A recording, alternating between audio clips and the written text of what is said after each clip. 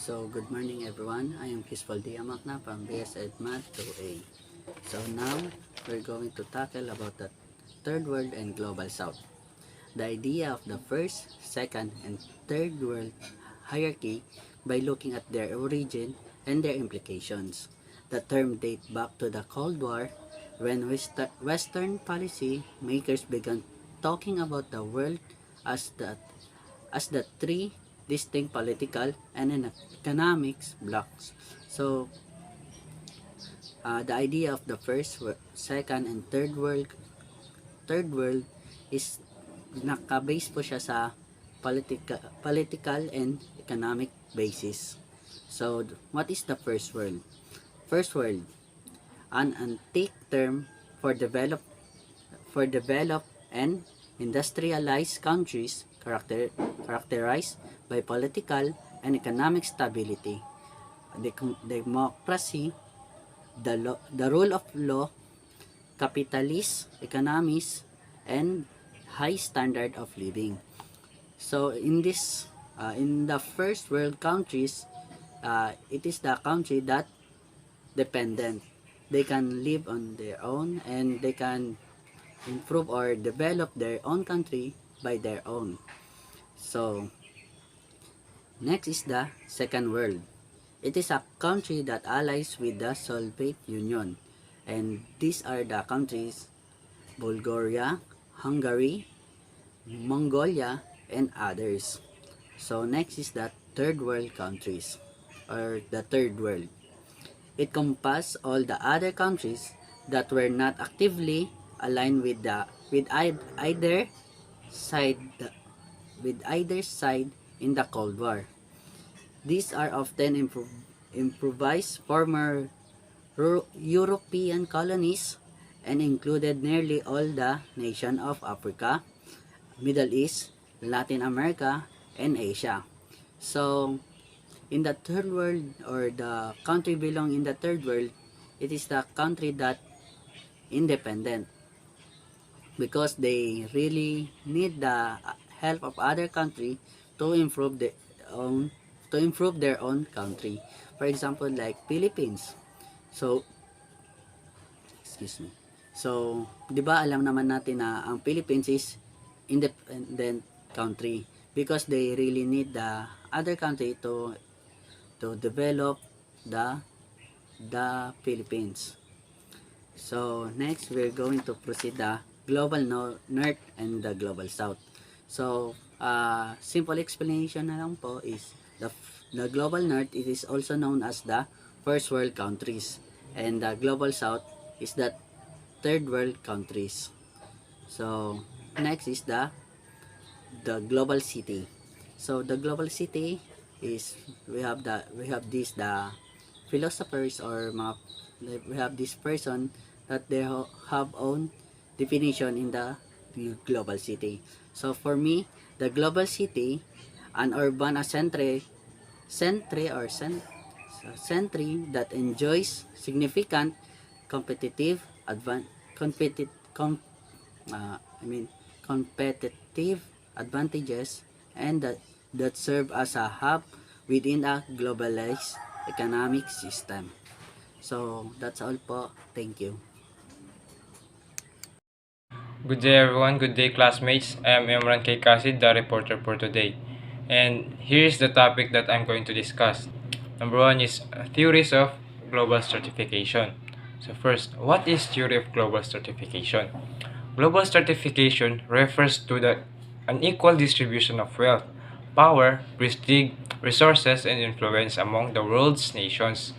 To put it more simply, there is an extreme difference between richest and poorest nations. Stratification among socioeconomic classes within the society like the Philippines, you would also see across the world a pattern of global stratification with inequalities in wealth, power between societies. So, modernization theory, this theory, this theory frames the global stratification as a function of technological and cultural differences between nations. So, tinatalakay ng teorya nito ang global stratification bilang isang function ng technological at cultural na pagkakaiba sa pagitan ng mga bansa. Particular na tinutukoy nito ang dalawang makasaysayang kaganapan na nag-ambag sa kanlurang Europa na umunlad sa mas mabilis na rate kaysa sa karamihan ng iba pang bahagi ng mundo. Ang unang kaganapan ay kilala bilang Columbian Exchange. So the first event is known as the Columbian Exchange. This refers to the spread of goods, technology, education, and disease between the Americas and Europes. After Christopher Columbus' so-called discovery of the Americas. So, ito ay tumutukoy sa pagkalat ng mga kalakal, teknolohiya, edukasyon at ng mga sakit sa pagitan ng Americas at Europe. Pagkatapos ng tinatawag na Discovery of the Americas ni Christopher Columbus, naging maganda ang palitan na ito para sa mga bansang Europeo. The Columbian Exchange worked out much less well. However, for Native Americans whose population were ravaged by the disease brought from Europe, it is estimated that in the 150 years following Columbus' first trip, over 80% of the Native American population died due to disease such as smallpox and measles.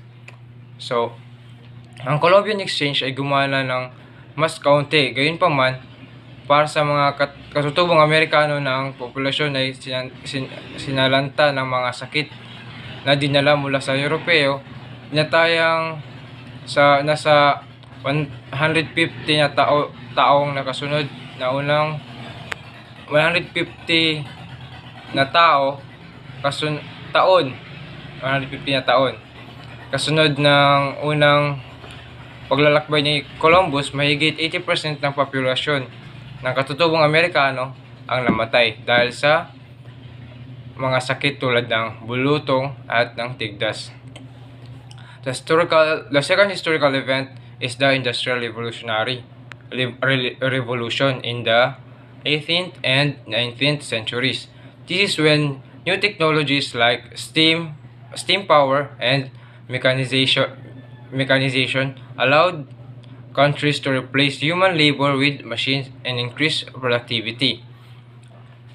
So, ang pangalawang makasaysayang kaganapan ay ang Revolusyong Industrial noong ika-18 at ika-19 sa siglo. Ito ay kapag ang mga bagong teknolohiya tulad ng steam power at mekanisasyon ay nagpapahintulot sa mga bansa na palitan ng pagtrabaho ng tao at palitan ito ng mga makina at patasin ang mga produktibidad. So, why did the Industrial Revolution not take hold everywhere? So, ang revolution industrial noong una ay nakinabang lamang sa mga bansang kanluranin. Ang teknolohiya pang-industriya ay napaka-produktibo na unti-unting nagsimula mapabuti ang mga pamantayan ng pamumuhay.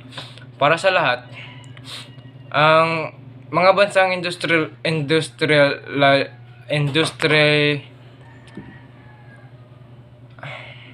industrialisado noong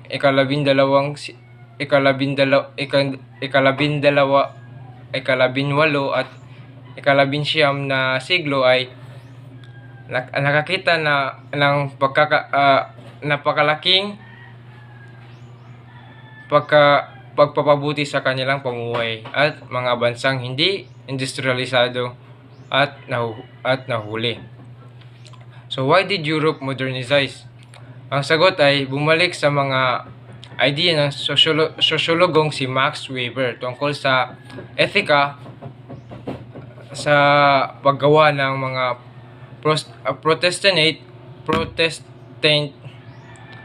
at Protestant Reformation ay nag-udyok sa Europa na gumawa ng isang paraan ng pamumuhay na nakatuon sa pagunlad, kung saan ang tagumpay sa pananalapi ay isang tanda ng personal na kabutihan.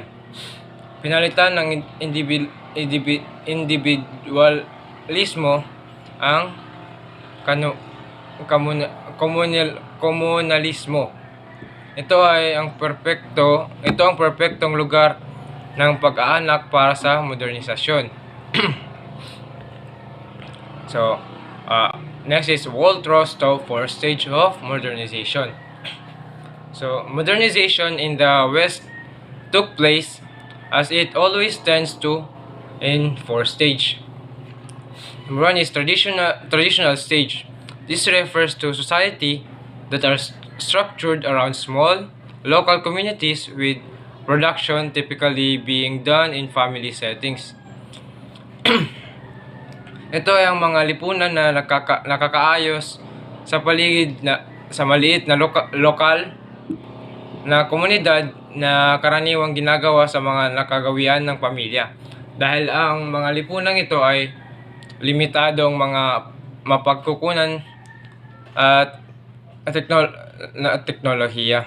Karamihan ng kanilang oras ay ginugugol sa paggawa upang makagawa ng pagkain at lumikha ng isang mahigpit na panlipunang hierarchy. The second is the take-off stage. People begin to use their individual talents to produce settings beyond the necessities. Sinimulan ng mga tao gamitin ang kanilang individual na talento upang makagawa ng mga bagay na higit sa mga pangangailangan. Number 3 is the dive to technology maturity, in which technological growth of the earlier periods begins to bear fruit in the form of population growth, reductions in absolute poverty levels, and more diverse job opportunities. Kung saan ang technological na paglago ng mga naunang panahon ay nagsimulang magbunga sa anyo ng paglaki ng populasyon. Mga pagbawas sa ganap na antas ng kahirapan at mas magkakaibang mga oportunidad sa trabaho. Number 4 is high mass consumption.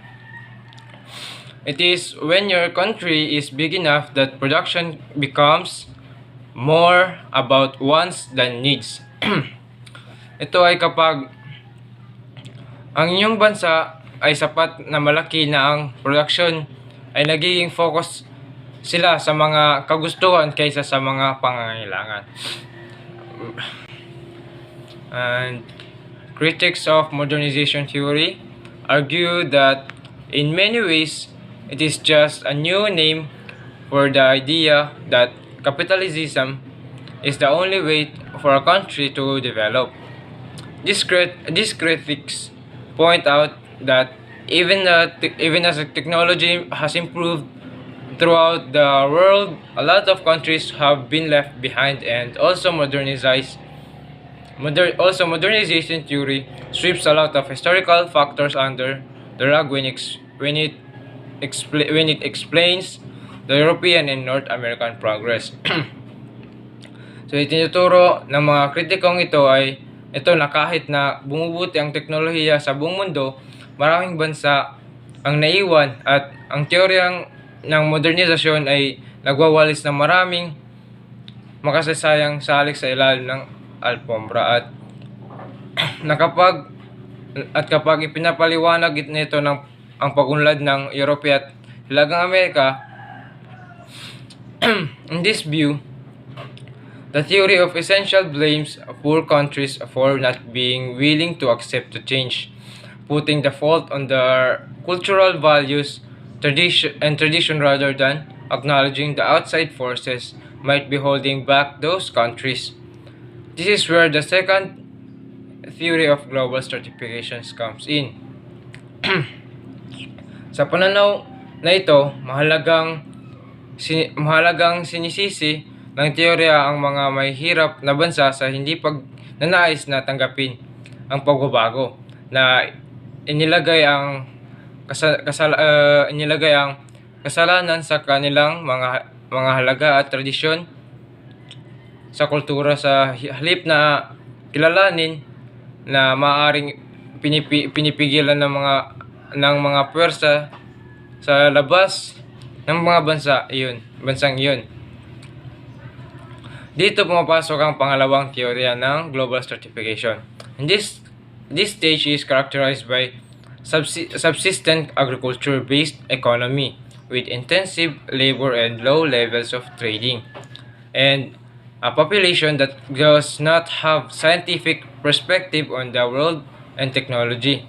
Ito ay nilarawan sa pamamagitan ng isang subsistent agricultural-based na ekonomiya na may masinsinang paggawa at mababang antas ng kalakalan at isang populasyon na walang siyentipikong pananaw sa mundo at teknolohiya. That's all for my report, ma'am. Thank you po. Bye. So, Assalamualaikum warahmatullahi ta'ala wabarakatuh. So, I am Yashlin Istago from BSID Matro A. So, for today's video is I will discuss to you the dependency theory in the Latin American experience. So, 1500, European explorers spread throughout the Americas, Africa, and Asia, claiming lands for Europe.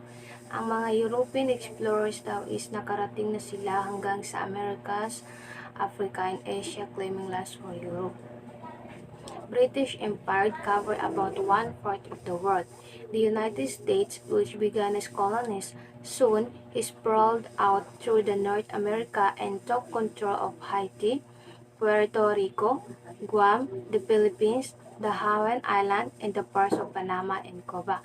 So, ang United States daw is nagsimula sila as colonies, then soon, lumaganap ito hanggang sa North America and kinontrol nila yung bansang Haiti, Puerto Rico, Guam, ang Pilipinas, Hawaiian Island, and mga bansang bahagi sa Panama and Cuba. Guns and factory made goods were sent to Africa in exchange for slaves who were sent to the colonies to produce goods like cotton and tobacco, which were then sent back to Europe. So, yung mga guns or barrel and mga factory is pinapadala nila sa Africa at ang kapalit nito ay alipin. Kung saan pinapadala naman sila sa mga bansang colonies para gumawa ng mga magagandang bagay like yung paggawa ng cotton and tobacco. Then, after that is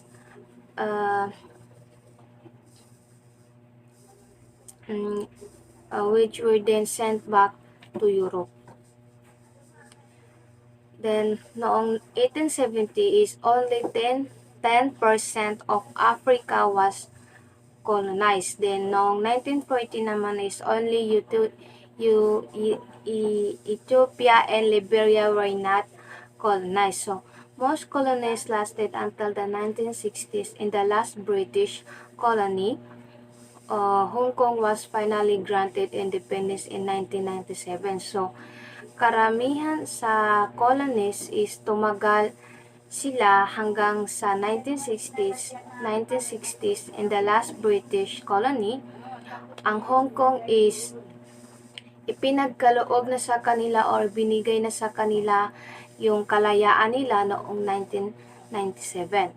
Then, after the Second World War is maraming mga katanungan about or patungkol sa international relations. Dependency theory was a product of this experience. it focuses on how poor countries have been wronged by richer nations. So, ang dependency theory is produkto siya ng mga karanasan na nangyari noon. Then, nakafocus lamang siya sa kung paano naghirap yung mga kung paano mas naghirap yung mga mahihirap na bansa dahil sa pinsalang ginawa ng mga mayayamang bansa. And dependency is the condition in which the development of the nation-state of the South contributed of the countries of the North, according to Cardoso and Filato 1979. So, dahil daw sa pag-unlad ng nation-state is nakapag-contribute sila ng mga bansa mula sa North countries. And in additional, it argues that liberal trade causes greater impoverishment, not economic improvement, to less developed countries, according kay Toye 2003. So, nangangatwiran din ito na dahil sa kalakalan ng liberal noon is nagdulot ito ng kahirapan, not economic improvement to less developed countries. So, dependency theory was initially developed by Singer and Raoul Prebisch in the 1950s and has been improved since then. So, ang dependency theory is mas lumawak pa ito dahil kay Singer and Raoul Prebisch noong 1950s at mas nag-improve hanggang sa tumatagal is mas nag-improve pa itong dependency theory. So, we have two main sub-theories according kay Sanchez 2014. First is the North American neo-Marxist approach, and the second is Latin American structuralist approach. Heart of dependency theory: core nations are more industrialized nations who receive the majority of the world's wealth, o sila yung mga bansang nakakatanggap ng karamihan sa kanila is nakakatanggap ng kayamanan. Then, peripheral nation is countries that are less developed and receive an equal distribution of the world's wealth. So, sila naman yung mga bansa na hindi gaano umuunlad, hindi mabilis yung pag-unlad nila, and nakaka-receive sila ng hindi tamang pagtrato ng distribution ng world's wealth. So, although generally divided into core or peripheral, dependency theories recognize that there are a number of different kinds of states in the world, according kay Gross-Fogel 2000. So, another common assumption of the theory is that even after decolonization, there are still important ties between the developed and less developed countries, which mainly consists in the exploitation of peripheral natural resources and workforce by the center, according kay Anton 2006, page 2. Even after decolonization daw is parehong importante pa rin itong dalawa, which is yung developed and less developed countries, yung mga umuunlad na bansa at hindi umuunlad na bansa, which mainly consists in the exploitation of peripheral natural resources and workforce by the center.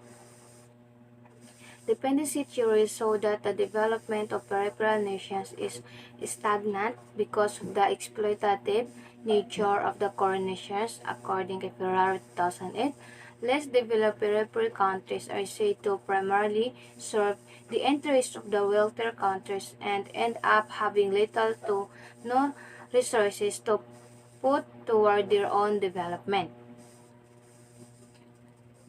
The dependency theory describes a vicious cycle that enforces a hierarchy of nations across the globe. Some countries were not developing around the world because the international system was actually preventing them from doing so. So, ang dependency theory daw is describe a vicious cycle kung saan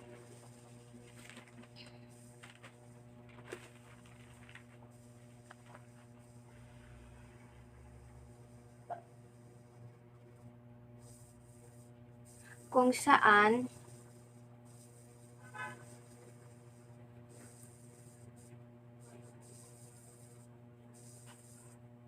um, that enforce a hierarchy of nations across the globe. Then some countries were not developing around there because the international system was actually preventing them from doing so. So some countries daw is hindi umuunlad hindi umuunlad ang kanilang bansa dito sa mundo because of the international system, dahil itong international system is pinipigilan sila na gawin ito. So Andre Gander Frank espoused North American neo-Marxist approach. Then the contented idea that less developed countries would develop by following the path taken by the developed countries.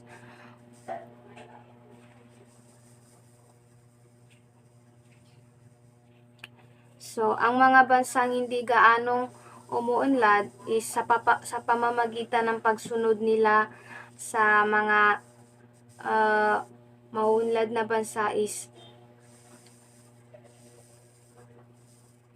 nagiging maunlad yung mga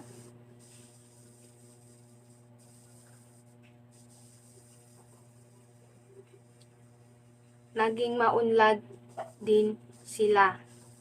So also rejected the idea that internal resources cause a country's underdevelopment.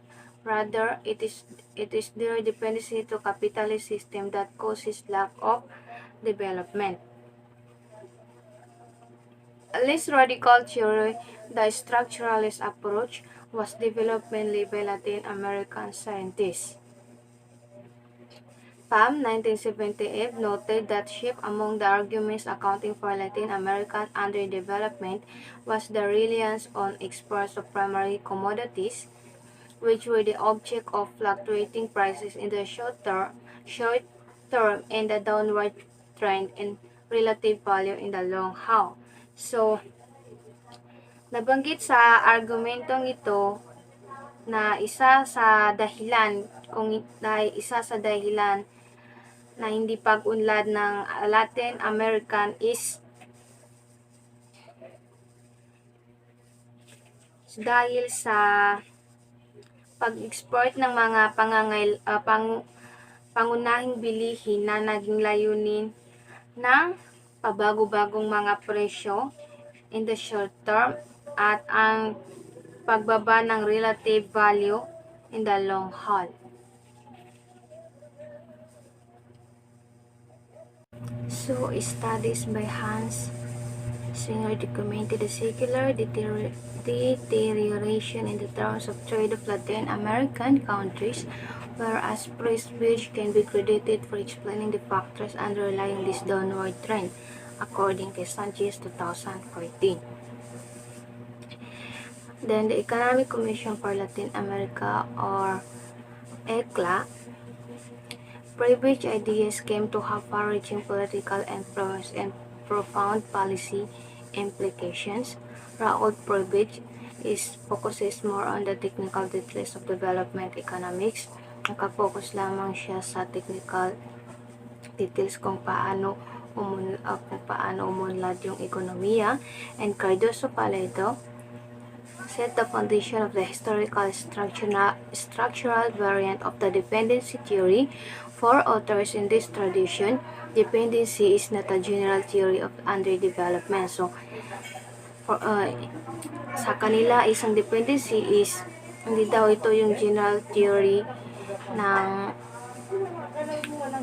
under development, but rather a methodology for the analysis of concrete situation of dependency.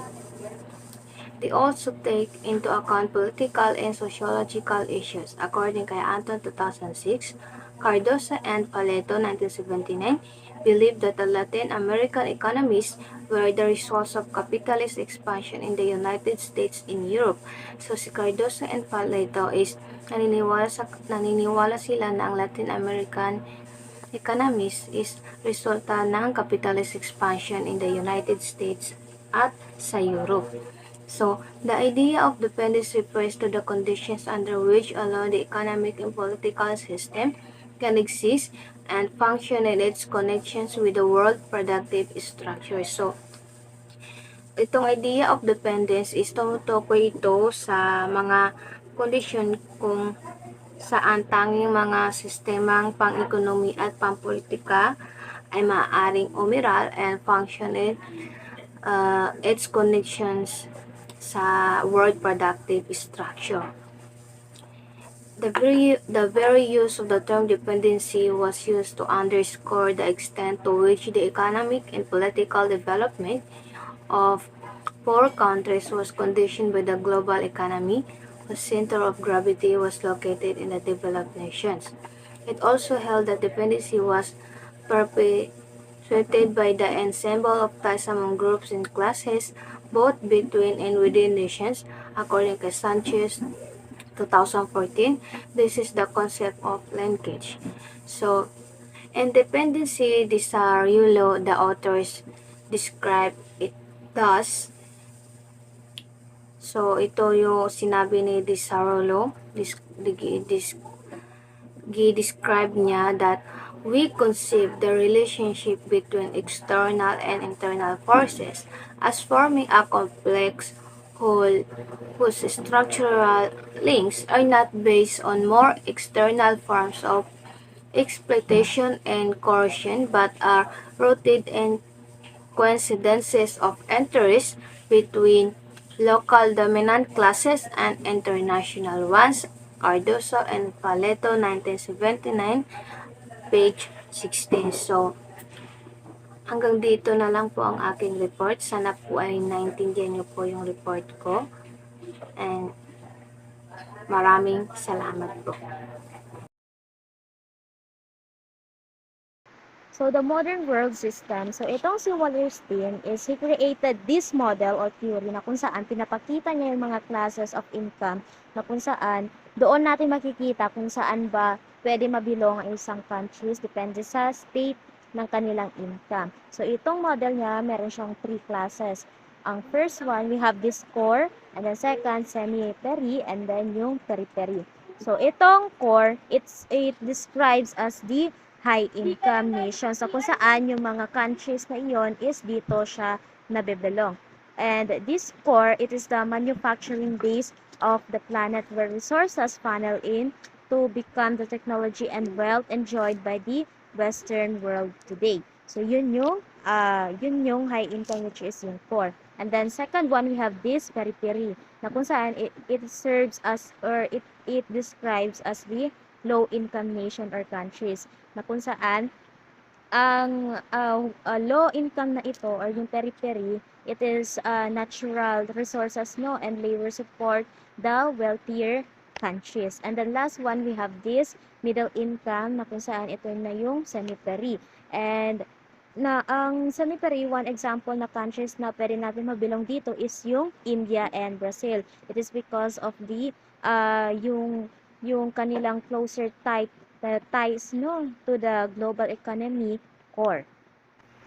My dependency theory is also very narrowly focused. No, it points the finger at the capitalist market system as the sole cause of stratification, ignoring the role of things like how culture and political regime play in impoverishing countries. So the growth of the world economy and expansion of world trade have coincided with rising standards of living worldwide. So with even the standards, with the poorest nation almost tripling in the last century, but with the increased trade between countries, no, trade agreements such as yung North America Free Trade Agreements or NAFTA has become a major point of debate, pitting the benefits of free trade against the cost of jobs